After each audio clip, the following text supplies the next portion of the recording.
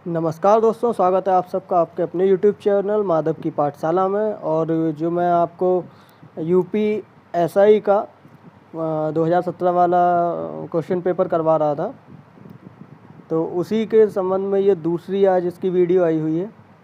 तो देखते हैं इसमें जो 40 क्वेश्चन मैंने करवा दिए थे, अगर आपको याद हो, 40 क्वेश्चन जो कि हिंदी के थे। ठीक है, अब इसका ही भाग 2 है जिसमें मूल विधि एवं संविधान / सामान्य अध्ययन दिया गया है। ठीक है, तो इसके क्वेश्चंस मैं आपको बताता हूँ कि इसमें किस किस टाइप के क्वेश्चंस आए हुए हैं, तो उसी को लेकर आज ये वीडियो मैंने बनाया हुआ है।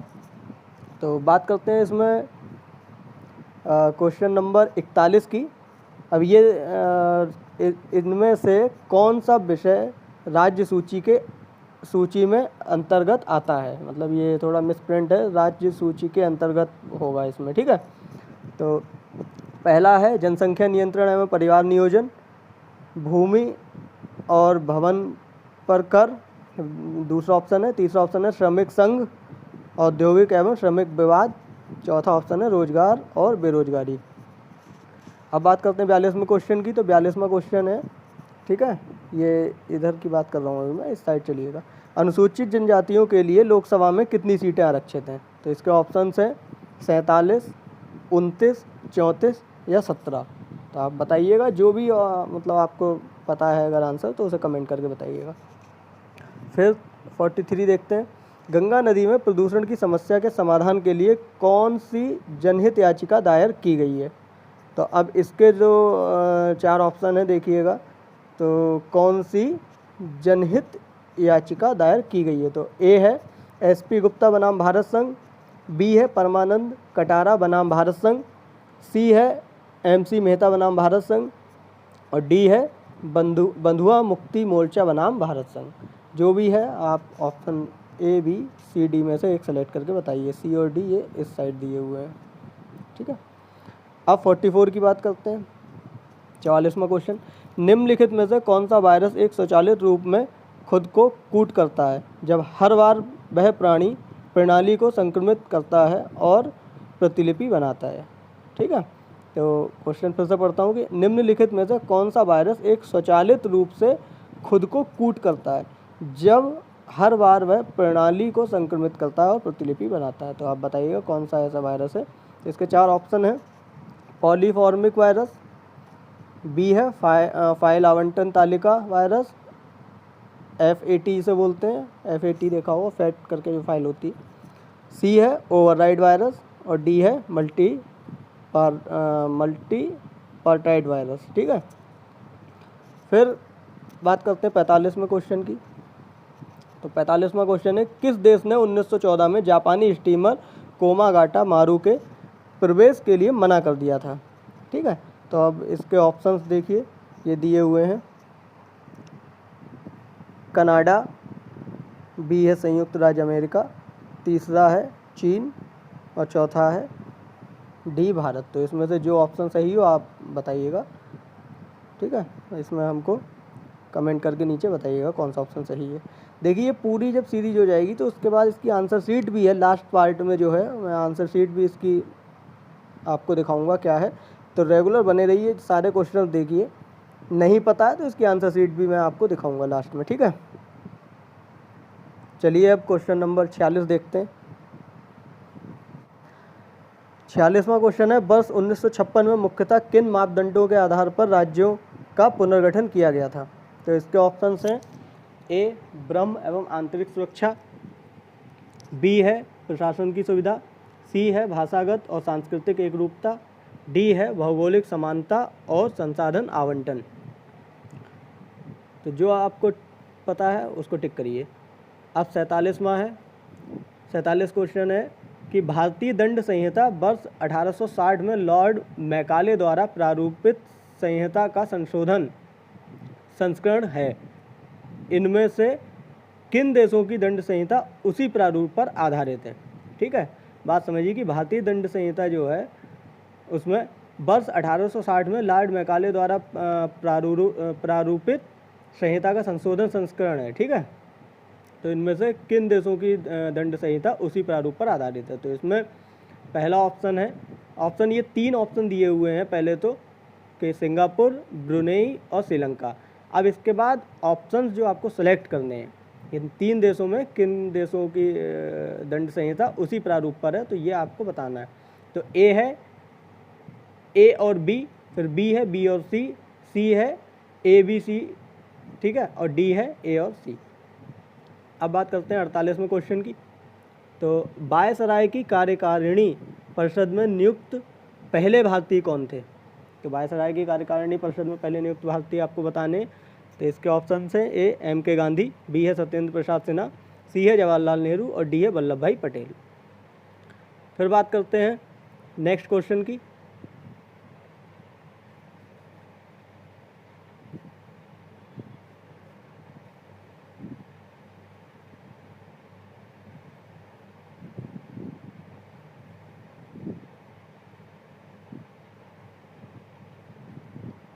तो 49वां क्वेश्चन है, भारत की राजनीति के निदेश सिद्धांतों के संदर्भ में निम्नलिखित में से कौन सा वक्तव्य सही है?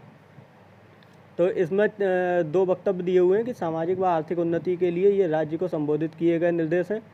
फिर बी है ये न्यायालय में परिवर्तनीय है। अब इसके ऑप्शन 4 इस तरीके से हैं, ए है केवल बी है केवल ए, सी है ए और बी दोनों, और डी है ए और बी दोनों ही नहीं। ठीक है, जो भी है सही बताइएगा। फिर 50 क्वेश्चन नंबर 50वां। तो 30 नवंबर 2017 को राष्ट्रीय महिला आयोग की अध्यक्ष कौन थी? तो इसके ऑप्शन इस प्रकार हैं, ए नसीम अहमद, बी ललिता कुमार मंगलम, सी रेखा शर्मा और डी नजमा हेपतुल्ला। जो ऑप्शन है बताइए। 51वां क्वेश्चन है, निम्नलिखित में से कौन सा एक अनुवांशिक विकार नहीं है? अनुवांशिक विकार नहीं है, इन 4 में से 3 अनुवांशिक हैं और 1 नहीं है, वो बताना है। ए वर्णांधता, बी अरंजकता, सी अतिरिक्त श्राव रोग और डी मिक्सोडेमा। ठीक है, अब देखते हैं नेक्स्ट क्वेश्चन। अब इसमें पूछा गया है कि इस यातायात प्रतीक का क्या अर्थ है? देखो यूपी एसआई का एग्ज़ाम है तो यातायात संबंधित भी आपसे क्वेश्चन आएंगे, क्योंकि पूरा देखा ही होगा आपने, जब भी जैम वगैरह लगता है, रोड पर पुलिस रहती है, तो उनको यातायात के नियम पता होना चाहिए। तो अब ये एक सिंबल दिया है, इसका मतलब क्या ये पूछा गया है। ए गोल रास्ता, बी आगे रास्ता घूमकर, सी सभी दिशाओं में से वाहन आ रहे हैं और डी बाएं से आ रहे वाहनों को रास्ता दें। जो ऑप्शन सही है वो आप बताइए। फिर देखते हैं 53वां क्वेश्चन। भारत में निम्नलिखित में से किस राज्य में रबर का सर्वाधिक उत्पादन होता है? तो कौन सा राज्य है जिसमें रबर का सर्वाधिक उत्पादन होता है, वो आपको बताना है। तो इसका पहला ऑप्शन है ए मिजोरम, बी है केरल, सी असम और डी कर्नाटक। ठीक है, चलिए नेक्स्ट क्वेश्चन। तो नेक्स्ट क्वेश्चन जो है यहीं पर है, ये है क्वेश्चन नंबर 54। किस न्यायिक मामले में उच्च न्यायालय ने यह राय दी कि अनुसूचित क्षेत्रों में सरकारी ज़मीन, आदिवासियों की ज़मीन और वन्य भूमि गैर आदिवासियों तथा निजी कंपनियों को खनन अथवा औद्योगिक कार्यों के लिए पट्टे पर नहीं दी जा सकती तथा ऐसे कार्य केवल आदिवासियों अथवा सरकारी उपक्रम द्वारा ही किए जा सकते हैं? ठीक है, तो अब इसके ऑप्शंस देखते हैं। इसके ऑप्शंस हैं, ए समता बनाम आंध्र प्रदेश राज्य, बी मध्य प्रदेश राज्य बनाम मदन लाल, सी है पीए ईमानदार बनाम महाराष्ट्र राज्य, डी है एबीसी बनाम दिल्ली राष्ट्रीय राजधानी प्रदेश। ठीक है, तो ये ऑप्शंस हैं इसके। अब 55वां क्वेश्चन। किसने गवर्नर जनरल और प्रदेशों के गवर्नरों को संवैधानिक प्रमुख का दर्जा दिया? तो इसमें ए ऑप्शन है भारत सरकार अधिनियम, बी है निदेशक सिद्धांत, सी है संविधान सभा और डी है भारतीय स्वतंत्रता अधिनियम। फिर क्वेश्चन नंबर 56। जलोढ़क तलछट का अर्थ किस प्रकार की भूमि से है? पवन द्वारा निर्मित तलछट भूमि, बी है पवन द्वारा निर्मित कटाव भूमि, सी है नदी द्वारा निर्मित तलछट भूमि और डी है नदी द्वारा निर्मित कटाव भूमि। जो ऑप्शन है आप बताइए। नेक्स्ट क्वेश्चन हमारा है 57 नंबर, देखते हैं। भ्रष्टाचार या पद के दुरुपयोग से के किसी भी आरोप पर प्रकटीकरण हेतु निम्नलिखित शिकायत लेने के लिए भारत सरकार ने किसे नामित संस्था के रूप में प्राधिकृत किया है? तो आप बताइए इसका क्या ऑप्शन होगा। इसमें ए ऑप्शन है केंद्रीय जांच ब्यूरो, केंद्रीय जांच ब्यूरो को, सीबीआई को मतलब, या बी लोकायुक्त को, सी भारत के नियंत्रक और महालेखा परीक्षक सीएजी कैग जिसे बोलते हैं, फिर डी केंद्रीय सतर्कता आयोग को। जो भी ऑप्शन सही हो आप बताइए।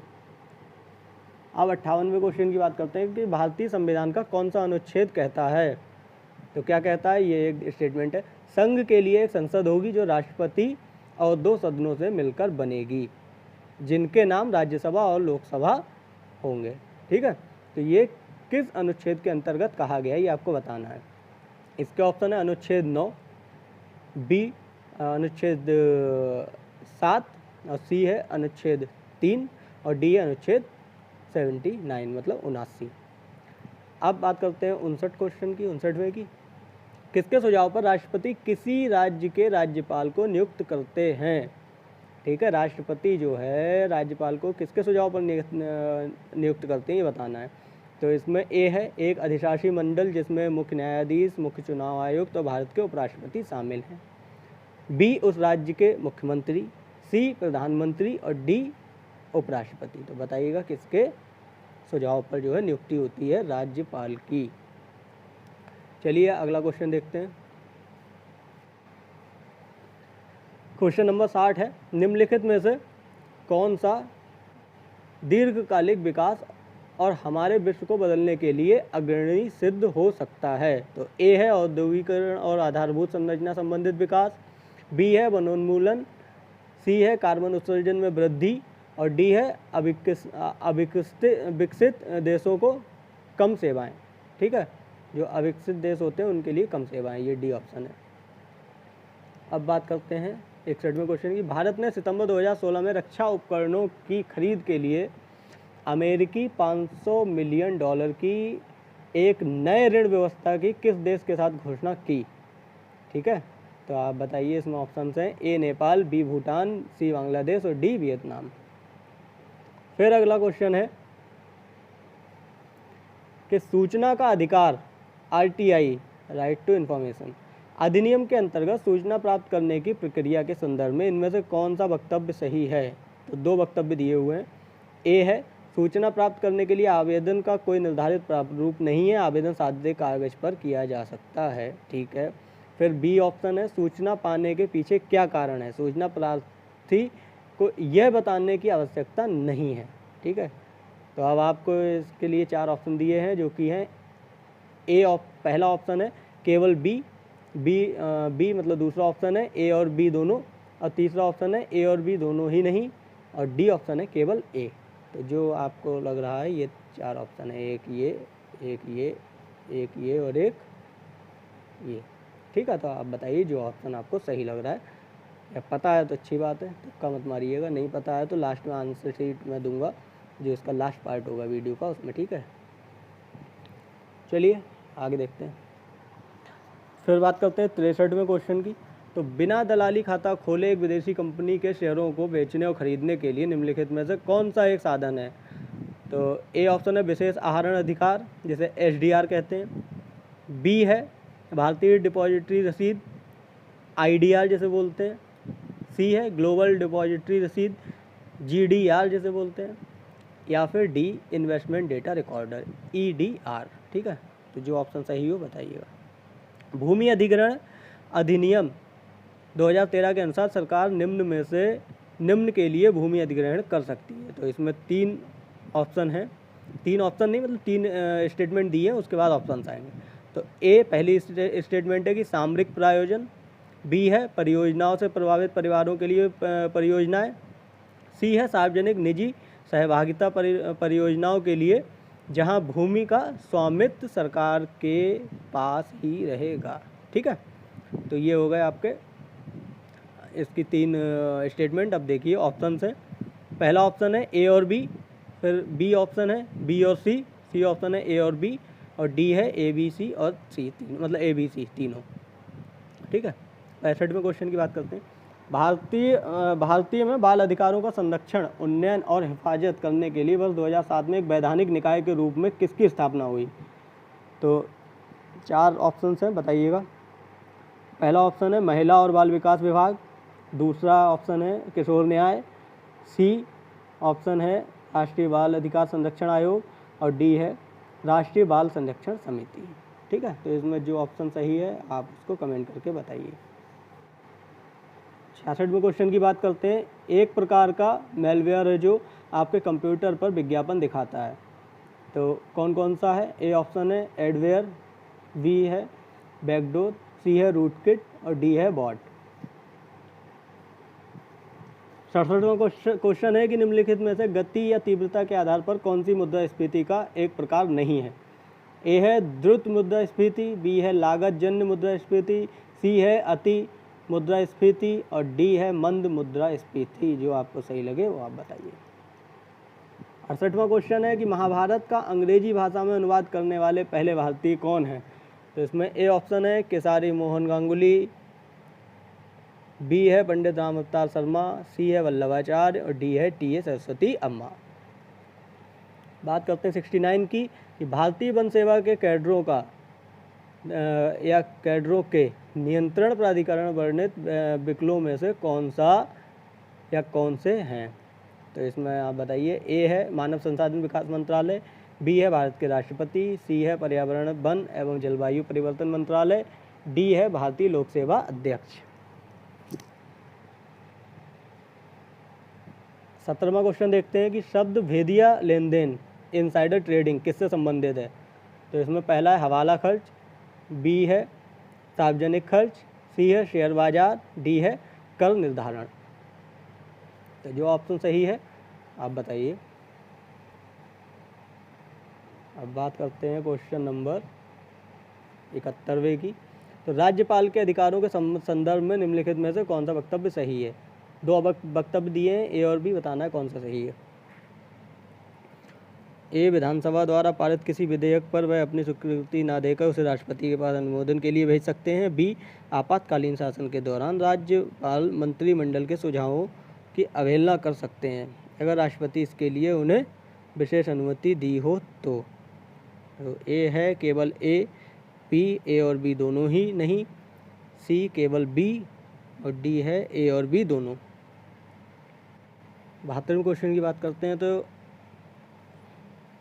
इनमें से किस पर्यावरणविद को पद्म विभूषण से सम्मानित किया गया? ए अरुंधति राय, बी मेघा पाटकर, सी सुंदरलाल बहुगुणा, सी चंडी प्रसाद भट्ट। फिर 73 की बात करें। सर्वश्रेष्ठ अभिनेता 2017 के लिए ऑस्कर पुरस्कार किसे मिला? A Tom Hanks, B Casey Affleck, C Will Smith, D Brad Pitt. 74 की बात करते हैं। भारत में किस पनडुब्बी का निर्माण फ्रांसीसी सहयोग से हो रहा है जो वर्ष 2016 में इसलिए खबरों में आई कि उसके गुप्त हथियार तंत्र से जुड़ी जानकारी उद्घाटित हो गई? तो इसके ऑप्शंस हैं ए चक्र, बी अरिहंत, सी सिंधुघोष, डी स्कॉर्पियन। 75 की बात करते हैं। 75वें की राष्ट्रपति और उपराष्ट्रपति पद की शपथ के संदर्भ में निम्नलिखित में से कौन सा वक्तव्य सही है? ए और बी वक्तव्य दिए हुए हैं। ए संविधान का संरक्षण, सुरक्षा और प्रतिरक्षा करने के लिए राष्ट्रपति अपने पद की शपथ लेते हैं। बी उपराष्ट्रपति संविधान के प्रति अपनी सत्यनिष्ठा और वफादारी की शपथ लेते हैं। ऑप्शन हैं ए केवल ए, बी ए और बी दोनों ही नहीं, सी केवल बी और डी ए और बी दोनों। ये क्वेश्चन था। अब बात करते हैं 76वें की। आदर्श परिस्थिति में एक नए पादप और पौधे में पुनर्जीवित और विकसित करने के लिए कोशिका के गुण को डैश के रूप में जाना जाता है। ए क्लोन, बी टोटीपोटेंसी, सी कैलस, डी प्लूरीपोटेंसी। 77 यमुना और बेतवा नदियों का संगम कहाँ होता है? यमुना और बेतवा नदियों का संगम कहाँ होता है ये बताना है। ए हमीरपुर, बी इलाहाबाद, सी कुर्सेला और डी आलमपुर। 78 की बात करें। कौन से वर्ष में संसद के दोनों सदनों की स्थापना हुई?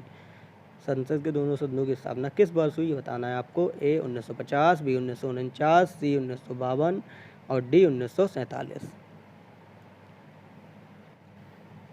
अब 79वें क्वेश्चन की बात करते हैं।